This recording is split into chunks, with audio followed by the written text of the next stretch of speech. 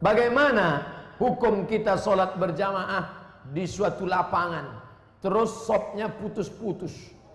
Mohon penjelasannya Pak Ustaz. Sawus sufuf, luruskan shop. Fa inna taswiyatas sufuf min tamamis sholah. Lurusnya shop bagian dari kesempurnaan. Sholatnya sah, tapi kurang sempurna. Sholat tadi berjamaah di sini sah. Tapi kalau putus-putus kurang sempurna. Imam, luruskan dulu, tengok. Saya sholat di Masjid Istiqomah di Bengkalis. Apa kata imam? Luruskan shop, matikan HP.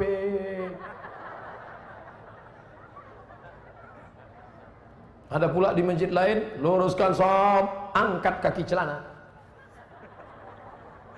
Ada pula di masjid di Dumai lain lagi, luruskan shop, simpan batu cincin. Saya tanya, Pak Imam, kenapa lain ini? Iya Pak Ustaz, batu cincin ini buat orang tak khusyuk. Waktu tasyahud tengok, sudah deh. Tapi tiga-tiganya sepakat bahwa luruskan shop. Cara meluruskan shop itu Pak Ustaz, ujung kaki di ujung tumit. Ujung kaki di ujung sok. Kiblatnya ke sana. Ini ujung sajadah, tumit. Nah, tumitnya yang rata. Takut pula terlentang. Tumit. Jadi yang rata itu tumitnya. Adapun ujung kakinya ya tergantung kaki masing-masing. Kalau kakinya panjang, panjang. Kalau pendek, pendek. Mangkibun bimangkibin. Bahu rapat dengan bahu. Bahu bersentuh dengan bahu. Bersentuh dengan bahu. Saya kalau bahu saya disentuh orang, saya tak. Cuman kalau kaki kadang disentuh, geli kita. Nah, jadi kalau ada kawan kita senggol kakinya sekali, dia geser, jangan disenggol lagi. Nanti asik ngurus kaki. Saya khawatirnya dia preman baru tobat. Begitu kita dipijakkannya, gitu. Bertinju kita di masjid. Kalau sampai kita bertinju di masjid, nanti yang ketawa yang tak ke masjid.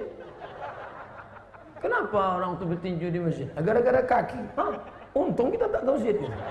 Allah pak balak 6.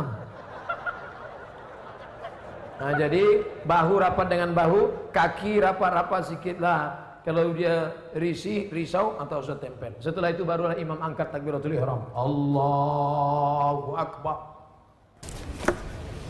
Bagaimana hukum suntik rubella yang belum sertifikasi halal MUI? Sampai sekarang Majelis Ulama Indonesia tidak mengeluarkan sertifikat halal sampai hari ini. Itu yang disampaikan oleh Sekjen MUI, Wakasekjen MUI, Kiai Haji Dr. Kiai Tengku Zulkarnain. Oleh sebab itu kalau ada yang memakai itu alasannya karena darurat. Karena kata dia kalau tidak disuntikkan ini anaknya sakit cacat, mati. Kita kalau dipilih antara dua, mati atau makan babi, pilih mana? Makan babi. Tak boleh pilih mati. Masuk ke dalam hutan. Pilihan cuma dua, mati sama makan babi. Kau pilih mati atau makan babi? Aku mati aja lah, tak boleh. Mesti makan babi. Ambil kecap, colek-colek babi itu.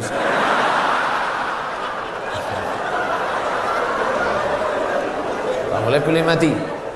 Nah, jadi kalau bapak ibu takut anak itu cacat, sakit, dipakainya hukum darurat itu. Ustadz Somad, saya tanya emak saya ini orang kampung. Mak, aku dulu waktu kecil ada disuntik cacar, suntik ini enggak.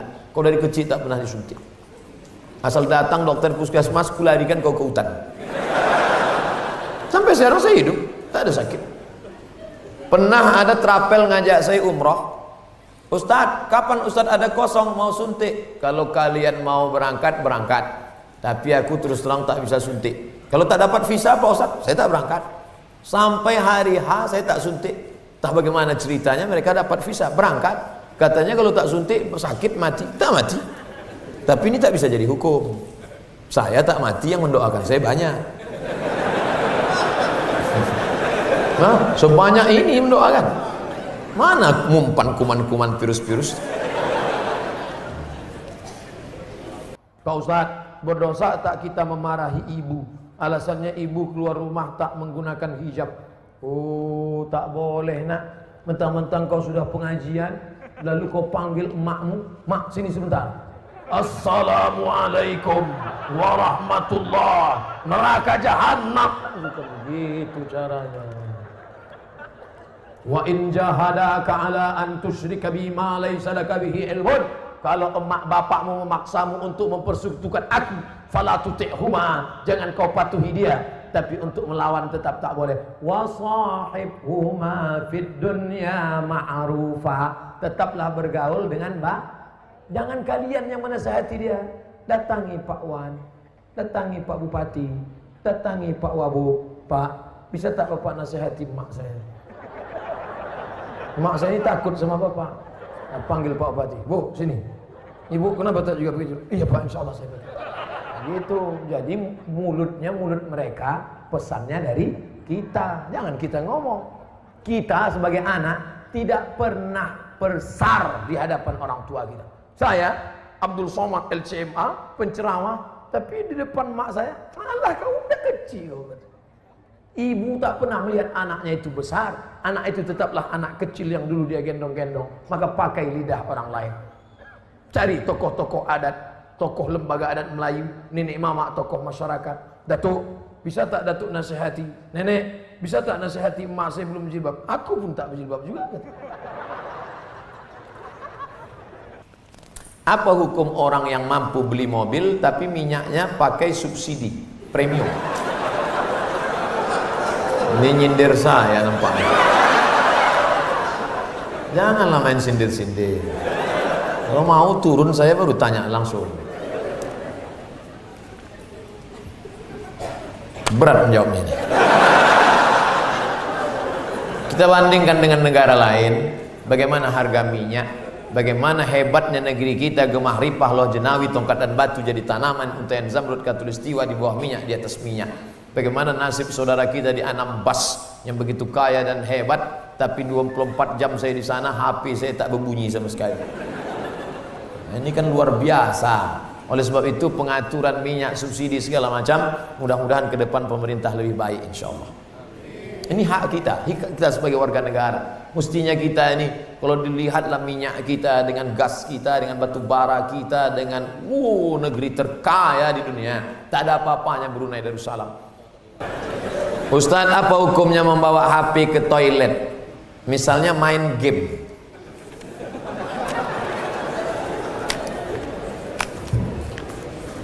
Ada orang buang air besar sambil main game. La ilaha illallah Muhammadur Rasulullah. Fokus sajalah di satu pekerjaan. Tak usah lain-lain. Pak Ustadz, saya mau nanya, apakah orang yang bertato itu tidak diterima sholatnya? Ada orang pakai tato, apa tulisan tatonya? Orang yang bertato tidak diterima sholatnya.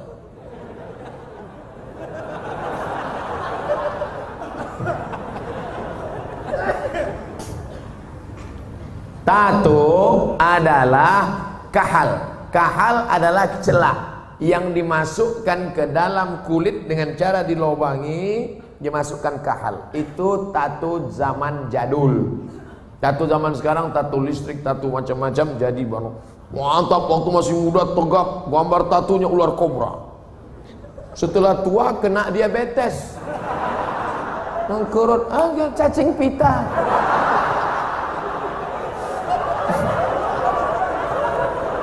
Sebelah kanan gambar burung gagak yang sedang ingin terbang menangkap serigala.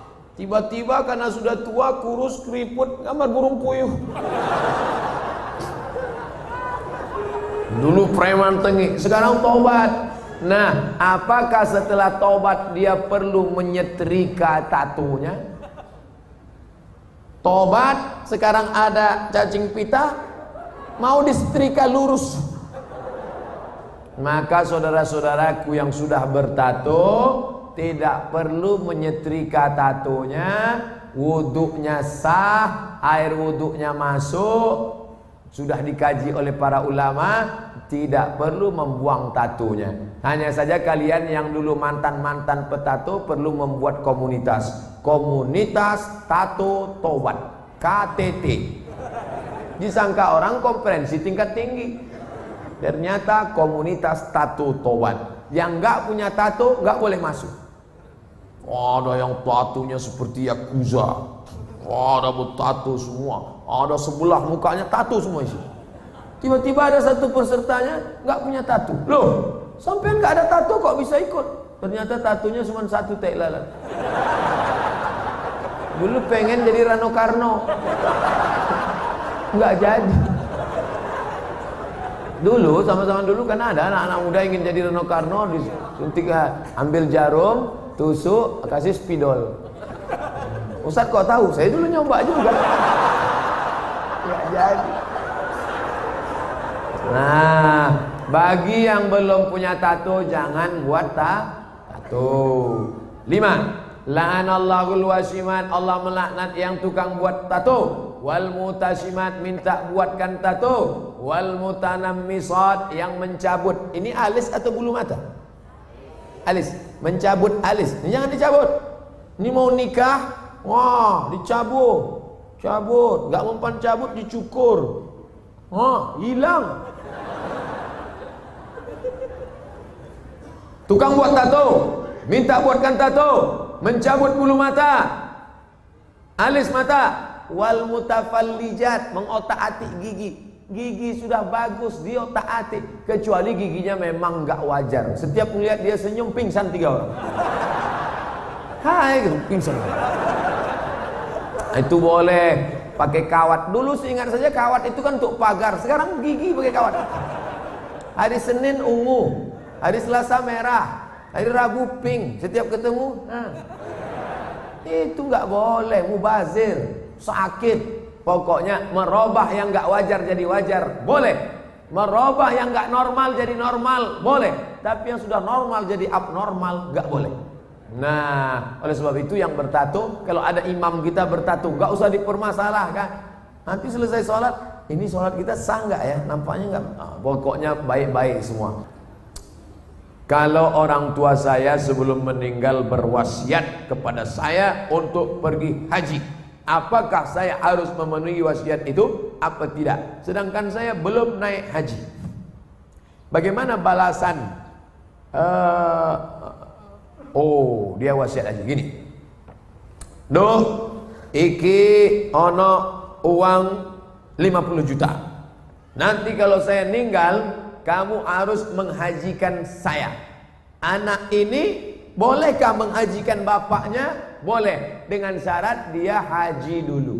Namanya badal haji. Nah, boleh nggak dia pakai uang ini untuk berangkat haji dia? Nggak boleh, karena uang ini untuk menghajikan bapaknya. Oh, rupanya mikrofon ini nggak boleh kuat-kuat, karena bapak ini menghajikan.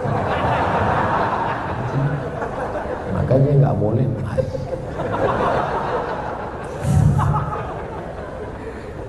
Jadi dia harus haji dulu, baru dia bisa menghajikan bapaknya. Dalilnya mana? Labbaik Allahumma syukruma, labbaik Allahumma syukruma. Aku menghajikan syukruma, aku menghajikan syukruma. Sampean kenes dulu. Come here for a moment. Sini sebentar. Kamu tadi menghajikan siapa? Menghajikan Subruma. Subruma itu siapa? Sedulurku. Aku menghajikan Subruma. Sampean wis haji apa ora? Urung. Haji dulu dirimu, baru hajikan orang lain. Nah, kebetulan nanti anaknya dapat uang, dia berangkat haji, bawa uang almarhum yang 50 juta tadi.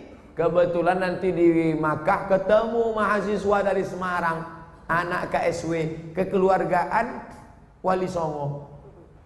Di Mesir, kalau anak Jawa Tengah itu nama persatuannya KSW, kekeluargaan mahasiswa Wali Songo. Kalau kami anak Riau namanya KSMR, kelompok studi mahasiswa Riau. Ustaz kok tahu? Kami dulu tetangga di Kairo. Kami di atas anak Riau, di bawah anak KSW, kawan akrab. Nah, tanya dia, sampean dari mana? Dari Kairo, sedang haji ya? Iya, rumahnya di mana? Di Semarang. Oh, ketepatan, saya mau membadalkan haji bapak saya. Lihat dulu mana KTP-nya, betulkah belajar dari Al-Azhar? Jangan sampai ngaku-ngaku bohong, lalu kemudian serahkan. Ini badal haji untuk bapak saya, maka hajinya sah. Bagaimana hukum kita sholat berjamaah di suatu lapangan? terus sopnya putus-putus. Mohon penjelasannya Pak Ustadz.